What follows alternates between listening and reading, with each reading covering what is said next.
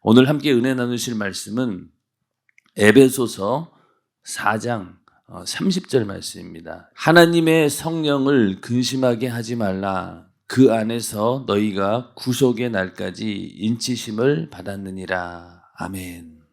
성도들을 만나 보면은 특별히 이제 우리 연세중앙교회 성도들은 율법과 복음의 조화 가운데서 그런 것들을 말씀을 통해서 많이 듣고 그러다 보니까 죄가 어떤 것인지도 깨닫고 그리고 또 예수 그리스도의 피의 공로로 죄 사함 받은 그런 은혜도 많은 경험들을 가지고 있고 또 성령에 관한 이야기도 많이 듣다 보니까 성령 충만하게 살아야 된다.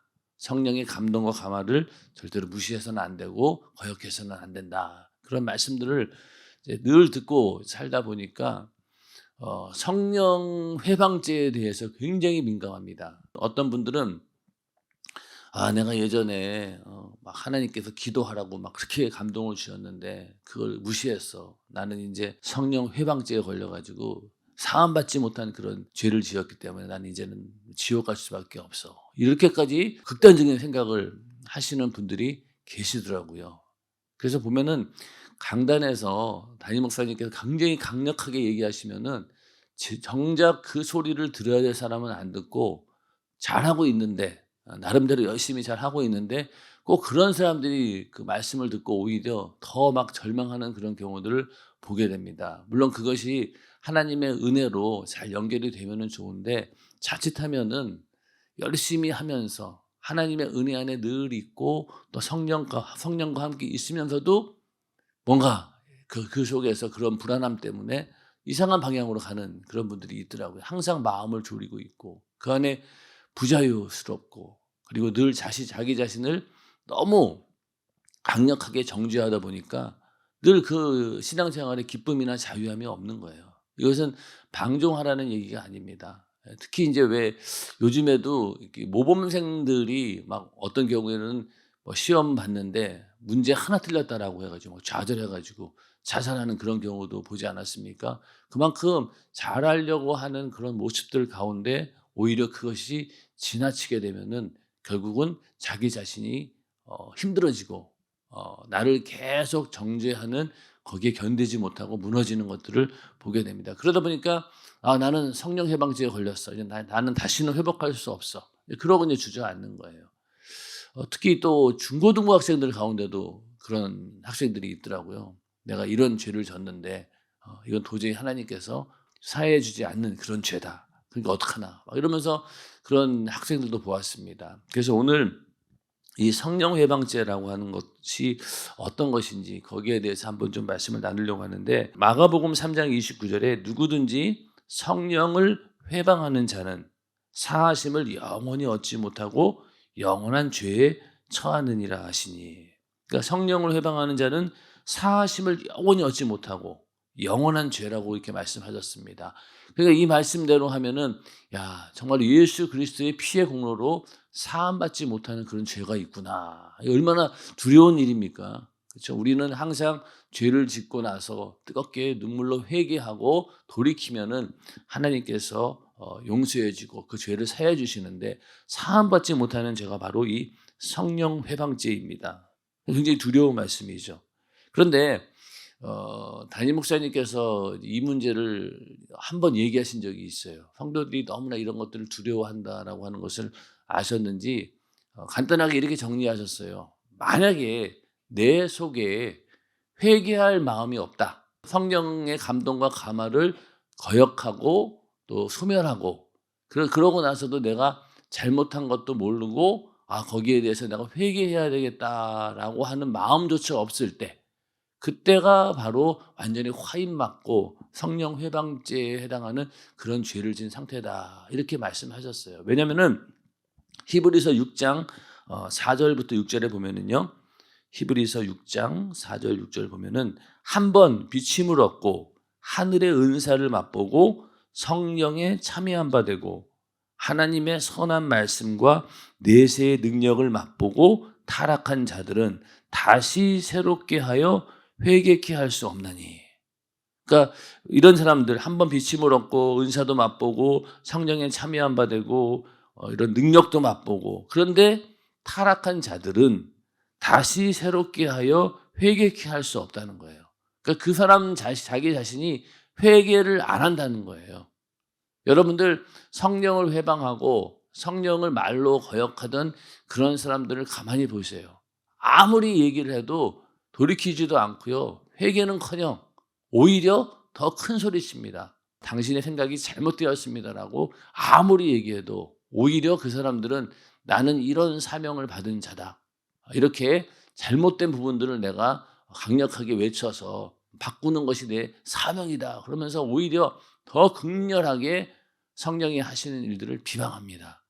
여러분들 뭐 방언 은사에 대해서 비난하는 사람들, 또 요즘에는 또 뭐 11조를 뭐 내지 않아도 된다, 막 이런 얘기하는 사람들, 뭐 별의별 얘기를 다 하는데 그런 사람들을 가만히 보면 절대로 자기 주장을 굽히지 않습니다.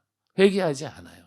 그래서 우리에게 그렇게 내가 성령의 뜻대로 살지 못했다라고 하는 부분에 대해서 내가 마음을 졸이고 회개하고 다시 막 이렇게 해보려고 하는 그런 마음이 있다라고 하면은 성령 해방죄는 아니에요. 만약에 그런 성령 해방죄라고 하면은요, 회개하는 마음조차 없어요. 이해가 되시죠? 그래서 먼저는 우리가 성령 해방죄는 정말로 회개하지 못할 정도로 회개할 수 없을 만큼 타락했다라고 생각하시면 됩니다. 우리는 그 전에 내 안에 계신 성령께서 성령 해방죄에 이르기 전에 여러 가지 먼저 신호를 보내주십니다. 그래서 우리가 성령 해방죄에 이르기까지는 몇 가지 단계가 있는데 첫 번째는요, 오늘 말씀처럼 성령을 근심케 하는 행동이 먼저 있어요. 그래서 우리가 이 땅에 살면서 이 죄의 유혹은 항상 우리 곁에 있습니다. 예수를 잘 믿고 또 내 안에 성령을 모시고 성령 충만함을 위해서 끊임없이 기도하는 자라 할지라도 이 죄의 유혹은 계속해서 밀려옵니다. 또 요즘은 어떻습니까? 미디어가 발달하다 보니까 내 손에 휴대폰이 있는데 이게 그냥 전화기가 아니죠. 하나의 그 컴퓨터가 내 손 안에 있는 거예요. 그러니 그 안에서 오만 것을 다 볼 수 있는 시대입니다. 클릭 한 번만 하면은, 손가락 하나만 누르면 어때요? 정말 엉뚱한 세계에 가서 정말로 보지 말아야 될 것들, 그런 것들을 보게 되고, 또 나는 열지도 않았는데 갑자기 막 그런 것들이 막 올라오고, 그러다 보니까 나도 모르게 그런 죄의 유혹에 빠질 수 있는 그런 시대를 살고 있다는 거죠. 그러니까 그런데 거기에 잠깐 삐끗하면은 그 죄의 유혹에 빨려 들어가는 거예요. 그럴 때 내 안에 계신 성령께서는 어떤 상태가 되냐면 근심하시는 거예요. 성령은 절대로 우리의 인격을 초월하진 않아요. 내가 이렇게 하려고 하는 거에 대해서 성령께서 막 하지 말라고 머리끄댕이 자꾸 뒤로 이렇게 붙드는 게 아닙니다. 내비둬요. 인격적으로 대우해 주십니다. 그러면서 계속 감동을 하시죠. 예, 그러면서 그러면 안 된다, 그러면 안 된다라고 하는데, 그러면서 자꾸만 우리가 그런 것들에 미혹돼서 흔들리거나 또 그런 죄의 유혹에 붙들리게 되면은요, 성령이 계속 근심하십니다. 그러면서 너 지금 잡은 거 놔라. 너 그거 절대 아니다. 너 이런 거 하면 안 된다. 라고 계속해서 내 안에서 감동을 주십니다. 또 어떤 경우에는 주변에 있는 사람들을 통해서 경고를 주기도 하죠. 자녀들 경우에는 부모를 통해서 이제 그런 일을 하겠죠. 그런데 이러한 성령의 음성이 그나마 들린다라고 하면은요, 그건 감사한 일이고 또 은혜요 축복입니다. 그렇게 성령의 음성이, 세밀한 음성이 나에게 들려진다라고 하면은 감사한 거예요. 그럼 그때 빨리 우리가 돌이키면 되는 겁니다. 우리가 성장한 자녀들을 대할 때 가만히 생각해 보세요.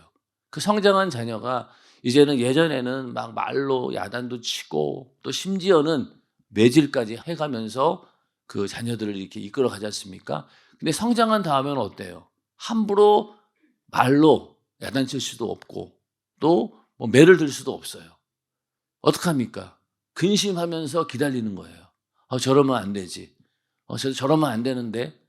그러면서 걔가 다시 자기 스스로 돌이킬 때까지 계속 부모는 근심 걱정하면서 기다립니다. 그러다 보니까 나이 50 먹고 이제 같이 늙어가는 처지인데 자녀들 보고도 항상 보면은 뭐 집 나갈 때 야, 너 차 조심해라 뭐 이러잖아요. 그런 것처럼 부모 마음은 항상 그런 거예요. 그런 것처럼 내 안에 계신 성령도 내가 조금이라도 미혹이 되고 유혹에 흔들리는 걸 보면은 성령께서 근심을 하시는 거예요. 그런 단계를 우리나 여러분들도 아마 그런 경험들이 많을 거예요. 조금 삐끗했더니만은 "어이쿠." 하면서 '아유 이러다가 큰일 나지.' 그러면서 확 돌이키는 경우가 있는데 그건 바로 성령께서 내 안에서 근심하고 있다는 겁니다. 그럴 때 성령의 음성이 나에게 들려진다라고 하면은요. 그나마 '내 영혼이 살아있다.'라고 하는 확실한 증거가 되는 거죠. 그렇게 계속 성령의 음성을 듣고 돌이키고 또 돌이키고 그러다 보면은 점점 그 죄를 이길 수 있는 능력이 우리에게 생기는 것입니다. 그다음에는 이제 어떤 단계가 있냐면요. 성령을 소멸하는 단계가 옵니다. 데살로니가전서 5장 19 절에 보면은요. 성령을 소멸치 말며 이런 말씀이 나오는데 이 소멸하는 단계는 성령께서 하라고 하신 것을 이제 하지 않는 그런 단계입니다. 자, 성령께서 하라고 하는 건 어떤 걸까요? 기도해라, 또 전도해라, 충성해라. 적극적인 명령이죠. 하나님의 말씀도 적극적인 명령이 있고 하지 말라고 하는 수동적인 명령이 있어요. 그러니까 이 적극적인 명령은 기도해라, 전도해라, 충성해라. 이런 이제 음성을 계속 우리에게 감동을 주십니다. 그런데 이러한 성령이 하라고 하신 일에 대해서 이제 자꾸만 무시하고 마치 불을 끄듯이 소멸시키는 거예요. 아마 우리 성도들 대부분이 이 단계에서 많이 넘어져요. 그래서 기도하라고 했는데 안 합니다. 그리고 택시를 탔는데 막 감동이 오기를 이 택시 운전사한테 전도해라 막 이런 막 감동이 오잖아요. 근데 막 쭈삣쭈삣 하다가 그냥 내렸어요. 그러면 아이고 내가 저 사람 전도해야 되는데 또 지나가다가 저 사람 전도해야 되는데라고 했는데 그 사람 얼굴이 막 험상궂게 생기고 도저히 막 복음을 받아들이기 같지 않은 거예요. 쌀쌀맞게 생겨가지고 그래서 안 되겠다 그러고 돌이키고 나면은 어때요? 아유 그 사람한테 내가 복음을 전했어야 되는데 이러한 그 성령의 감동을 소멸하는 일들이 우리 가운데 굉장히 많이 있다는 거예요. 적극적인 명령이죠. 그리고 전도해라, 기도해라, 또 충성해라. 그래서 막 직분을 받고 나서도 나 이거 못합니다. 이런 경우도 있지 않습니까? 사실 예전에는 우리 연세중앙교는 직분은 거의 임명이었어요. 그 전날까지도 내가 어떤 직분을 받을지 몰랐어요. 그래가지고 그냥 임명되면 그날 불리면 이거 뭐지 그러면서 그냥 그 자리에서 순종하고 그냥 받아들였습니다. 근데 요즘에는 본교회에서도 이제 성도들이 워낙 많다 보니까 사전에 이제 이렇게 신청을 받고 그렇게 정리를 해가면서 임명을 하게 되는데 그러다 보니까 임명을 받기 전에 나는 이 사람하고 절대로 나는 같은 구역에 있으면 안 된다. 또 같은 기관에 있으면 안 된다. 나는 절대로 올해는 이 직분 안 받을 테니까 절대로 임명하지 마시라고 막 이러지 않습니까? 예전에는 그런 일들은 없었어요. 그런 일들이 그냥 지나가는 일 같지만은요 성령의 감동을 계속 내가 소멸시키고 있는 거예요. 성령은 뜨겁게 자꾸만 내 안에서 요구하시고 하나님의 명령대로 살라고 말씀대로 살라고 적극적으로 우리를 이끌어 가려고 하시는데 우리는 계속해서 불을 끄듯이 감동을 소멸시키는 거예요. 그러니까 소멸시키다 보면 어떻게 되겠어요? 점점 성령께서 이제는 근심의 차원이 넘어가지고 이제는 침묵 단계에 들어가십니다. 아무리 얘기해도 아무리 감동을 줘도 불순종하니 그때는 어떻게 해서 등을 돌리고 이제는 외면할 수밖에 없는 거예요. 예. 그러니까 그런 단계에 갔을 때 우리는 이제는 성령의 음성에 자꾸만 귀를 막게 되는 거죠. 그리고 내가 듣고 싶은 것만 들어요. 그러다 보니까 하나님 말씀을 듣더라도 복 받아라. 그리고 하나님께서 당신을 위로해 주십니다. 평안을 주십니다. 내 육신이 듣기 좋은 거스르지 않고 내 마음이 편한 말씀만 듣고 막 은혜를 받아요. 그러다 보니까 연세중앙교회에서 신앙생활 열심히 하고 또 성령 충만함 가지고 충성하던 사람들이 이런 소멸의 단계가 지나가다 보면 이제 말씀에 듣는 것이 막 거슬리는 거예요. 담임 목사님께서 기도하라라고 하는 얘기가 이제는 짜증이 막 나요.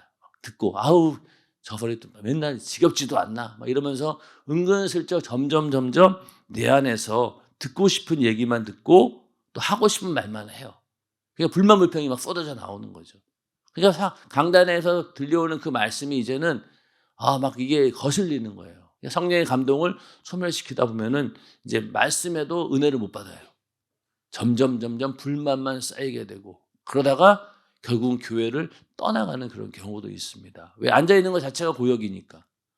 이 말씀을 듣는데 이거는 나에게 주는 말씀인데 그걸 예전에는 그냥 아멘 한번 받아들였는데 이제는 어떻습니까? 그거를 자꾸만 소멸시키는 거예요. 이건 아니야, 저건 아니야. 그러면서 내가 듣고 싶은 얘기만 자꾸만 듣다 보니까 점점 이제는 성령과 멀어지게 되고 성령님께서 등지고 돌아서게 하는 것. 이게 바로 성령을 소멸하는 일입니다. 아마 대부분 이쯤에서 걸릴 거예요. 예. 하라고 한 것, 하지 않은 것. 그래서 이제 1년이 지나고 나면은 이거 내가 전도했어야 되는데, 더 전도했어야 되는데, 더 기도했어야 되는데, 그런 마음이 든다라고 하는 것은요, 그래도 아직 희망이 있는 거예요. 그런데 전혀 그런 건 없이, 이제는 더 이상, 그런 소리 듣기 싫어. 이제 나는 그만둘래. 이놈의 교회 못 다니겠어. 이 정도까지 나간다라고 하면 이제 점점 그 증상이 심해지는 거죠. 그 다음 단계는요, 성령을 거스리는 단계까지 가게 됩니다. 사도행전 7장 51절에 보면은 목이 곧고 마음과 귀에 할례를 받지 못한 사람들아 너희가 항상 성령을 거스려 너희 조상과 같이 너희도 하는도다. 그러니까 성령을 거스리는 단계인데 이 거스리는 단계는요, 성령께서 하지 말라고 하는 걸 내 의지를 막 총동원해 가지고 기어이 하는 거예요. 자, 아까 성령을 소멸하는 단계는 뭐였어요? 성령께서 하라고 한 거. 그렇죠? 그런 명령에 대해서 불순종했는데 이제는 하지 말라라고 한 것까지도 막 하는 거예요. 그래서 주일을 이제 거룩한 안식일을 지키고 그렇게 하나 되는데 주일날도 이제는 막 범하기 시작합니다. 주일날 물건을 사지 말아야 된다라고 우리는 알고 또 그렇게 지금까지 생활해 왔는데 이제 2단계까지 가보면 뭐 어때? 그냥 주일날 뭐 살 수도 있는 거지. 그러고 이제 물건을 막 사기 시작하고 어디 가서 뭐 밥도 사 먹고 막 그럽니다. 그러다 보니까 점점 이제 성령께서 하지 말라고 한 것까지 거스리다 보니까 어떻게 되겠어요? 점점 내 마음이 굳어져 가고 더 성령과의 거리는 멀어지게 됩니다. 이게 처음에는 좀 조심스러워요. 이거 이러면 안 되지, 저러면 안 되지 그런 마음이 있는데 점점 이제 행동을 그렇게 하다 보면은 담력을 가지게 되고 더 담대하게 죄를 행하게 됩니다. 그리고 그걸로 또 끝나는 게 아니에요. 그러한 자기 자신의 행위를 계속해서 합리화시킵니다. 그리고 남들에게 그걸 막 자랑해요. 자, 여러분들 연세중앙교회 나가서 이렇게 우리 교회를 비판하는 사람들을 가만히 보면은요, 그 모든 일들이 자기 행위를 합리화하는 거예요. 자기가 이렇게 은혜 가운데서 떨어져서 시험 들어서 나간 것은 생각하지 않고 자기 자신이 이렇게 나올 수밖에 없었다라고 계속 변명하면서 자기 합리화로 주장을 합니다. 그리고 오히려 그것을 막 자랑스럽게 막 큰 소리로 떠벌리고 다녀요. 예, 그런 단계가 바로 성령을 거스리고 있는 거죠. 여기까지 간다라고 하면 이제는 아주 심각한 그런 단계에 가고 있는 거죠. 그다음 마지막 단계가 이제 성령을 회방하는 단계입니다. 그래서 이때부터는 이제 적극적으로 이제 성령을 회방하죠. 누구든지 성령을 회방하는 자는 사하심을 영원히 얻지 못하고 영원한 죄에 처하느니라. 아까 마가복음 3장 29절 말씀인데 바리새인들처럼 이제 성령을 적극적으로 회방합니다. 예수님이 제일 먼저 성령 받은 분으로서 성령을 회방하는 그 일을 당하셨잖아요. 막 예수님 보고 귀신이 들려가지고 이렇게 이런 짓을 하는 거다. 그러면 별의별 이야기를 다 합니다. 그러면서 이 바리새인들은 어떤 입장이었습니까?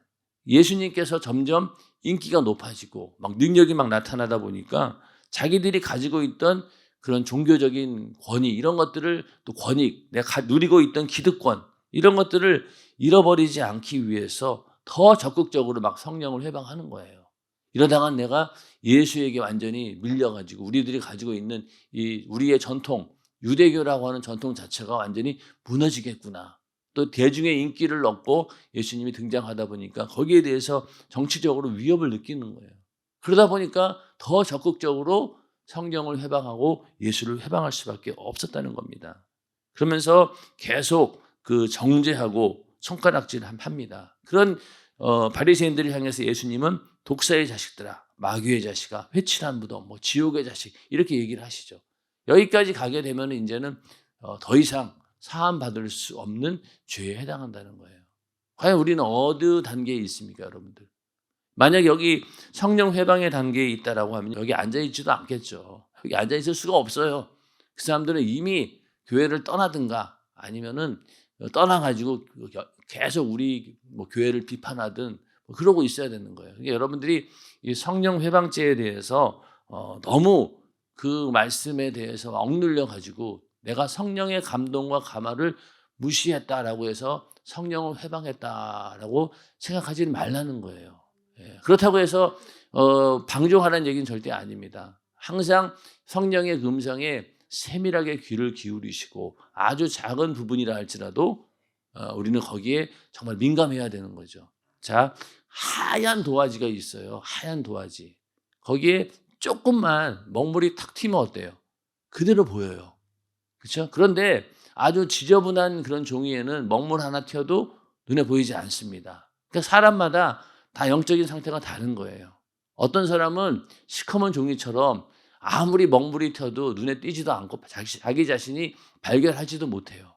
그런데 늘 성령 충만함으로 죄를 다스리고 거룩하게 이렇게 살려고 하는 사람들은 조금만 죄를 져도 자기 자신에게 금방 이게 민감하게 받아들입니다. 그게 오히려 맞는 거죠. 그게 부자유한 겁니까? 아니죠. 하나님 말씀에 오히려 더 영적인 자유를 누리고 있는 사람입니다. 그렇게 되는 게 우리의 목표이기도 해요. 그렇죠? 그러니까 조금만 삐끗해도 아주 예민하게 나를 받아들이는 거죠. 그러나 예민하게 받아들이고 빨리 내가 또 회개하고 돌이켜야 되는 것이지, 거기에서 내가 이런 죄를 졌으니까 나는 이제 절망이야. 그런다라고 하면은 율법주의자하고 다를 게 없어요. 율법주의자들이 뭐예요? 열심히 지키다가 하나 못 지키면 우르르 무너지잖아요. 그리고 탈락. 바리새인은 탈락. 근데 만약에 우리도 좋은 의도로 이렇게 성령 충만하고 은혜로 시작했는데 나중 가서는 그 율법의 기준을 가지고 여기서 내가 탈락했네. 그럼 난 끝이야. 그런다라고 하면은 그건 하나님의 뜻이 아니고 하나님도 원하는 바가 아닙니다. 그래서 내 안에 그렇게 세밀한 성령의 음성이 들려오고 또 그럴 때마다 내가 회개할 마음이 있고 거기에 대해서 정말로 뜨겁게 내 심령을 다시 새롭게 해야 되겠다라고 하는 그런 각오가 있다라고 하면은요, 그건 성령 해방자가 아닌 거예요. 아까 말씀드린 것처럼 성령을 근심케 하거나 성령을 소멸하는 그 정도의 단계인 거예요. 예. 그래서 그렇게 생각하고 빨리 우리가 회개하면 되는 겁니다. 그러나 그 다음 단계로 성령께서 하지 말라고 한 것까지 막 거침없이 해버린다라고 하면은요, 그때부터는 문제가 심각해지는 거죠. 자녀들도 중고등부 학생 때까지는 열심히 신앙생활 하다가 대학교 딱 들어가니까 그때부터 막 술도 먹고 막 애들하고 어울려가지고 담배도 피고 막 그러니까 그때부터 부모의 근심이 어떻습니까? 더 커지는 거죠. 그래 아무리 얘기해도 이제는 말을 듣지 않아요. 그러니 포기하는 거죠. 기도만 할 뿐이에요. 그러다 나중에 자기 자신이 돌이키고 다시 하나님께 돌아온다라고 하면 감사한 일이지만 만약에 돌이키지 않고 그냥 세상 사람 돼가지고 예수 영원히 안 믿는다라고 하면 얼마나 비극적인 일입니까? 그런 일들을 우리는 많이 보고 있어요, 실제로. 그래서 나는 절대로 저렇게 되어서는 안 되겠구나. 그래서 우리가 성령을 근심케 하고 또 소멸하고 거스리고 급기야 회방하기에 이르기까지 이런 일들을 하지 않기 위해서는 성령과 늘 하나가 되어야 됩니다. 성령께서 하시는 음성이 나에게 빨리빨리 들려져야 되고 거의 성령님과 내가 하나가 되어야지만이 이렇게 우리는 성령 회방죄까지 가지 않고 더 성령의 사람으로서 하나님의 은혜 가운데 살아갈 수 있다는 겁니다. 그래서 늘 성령과 하나 되기 위해서는 끊임없이 기도하는 거죠. 기도할 때 성령 충만해지고 성령께서 나와 하나가 되어서 성령의 생각이 곧 나의 생각이 되고 또 내가 하는 생각이 곧 성령의 생각이 되는 완전히 하나가 되는 그런 단계까지 이룰 수 있도록 우리는 계속해서 기도해야 되는 것입니다. 그러나 마귀 역사는 그렇게 두질 않아요. 어떻게든 조금이라도 흠을 내서 조그만 흠이 생기면 어떻습니까? 점점 그게 커지게 되는 거죠. 큰 뚝이 무너지는 것도 아주 작은 구멍에서 시작합니다. 그리고 마귀 역사는 우리의 약점을 너무나 잘 알고 있기 때문에 거기를 집중 공략해요. 가장 연약한 부분, 또 미흡한 부분, 내가 항상 걸려 넘어지기 쉬운 부분, 거기를 집중 공격합니다. 그러다 보니까 거기에 계속 걸리는 거예요. 어떤 사람은 혈기를 잘 내는 사람, 그럼 항상 승질 부리는 일로 계속 공격을 합니다. 그러다 보면 아유 내 이놈의 교회 못 다니겠네. 저 이럴 걸 보기 싫어서 나 못한 건데. 그러고 화내고 그냥 돌이키다 보면은 결국은 또 우르르르 무너지게 되고, 결국 이 마귀 역사는 그런 부분을 통해서 끊임없이 성령을 근심하게 만들고, 또 성령을 소멸시키고 거스르게 만들고, 더 나아가서는 회방하는 그런 마귀의 앞잡이로 쓴다는 거예요. 그래서 우리는 절대로 한 3-4단계까지 가서는 안 돼요. 2단계도 물론 가서는 안 되지만은 성령이 막 근심하려고 할 때 빨리 우리가 알아차리고 다시 돌이켜야 됩니다. 그냥 그 착한 아이들, 그 부모님의 말씀에 잘 순종한 아이들이 다 그렇잖아요. 예. 부모님이 말씀 딱 하면은 처음에는 나 안 할래 그러다가도 그렇죠. 정신 바짝 차리고 그렇게 하는 모습을 보면서 부모가 안심을 하는 것처럼 우리도 성령의 음성을 그렇게 세밀하게 듣고 성령과 내가 완전히 하나가 되는 그런 성령 충만한 삶을 살기를 주님의 이름으로 축원합니다. 오늘도 성령께서는 우리에게 적극적으로 기도해라, 또 전도해라 그렇게 명령하셨잖아요. 거기에 대해서 우리가 적극적인 명령에 우리가 순종하고 받아들인다라고 하면은 절대로 우리는 성령을 소멸시키지도 않고 또 거스르지도 않고 회방하지도 않는 자, 오히려 늘 성령에 순종하는 그런 자가 될 수 있다는 겁니다. 오늘 하루도 성령과 함께하는 그런 복된 하루가 되시기를, 또 성령의 능력으로 살아가는 성령의 사람으로서의 삶을 살아가는 우리 모두가 되기를 주님의 이름으로 축원합니다.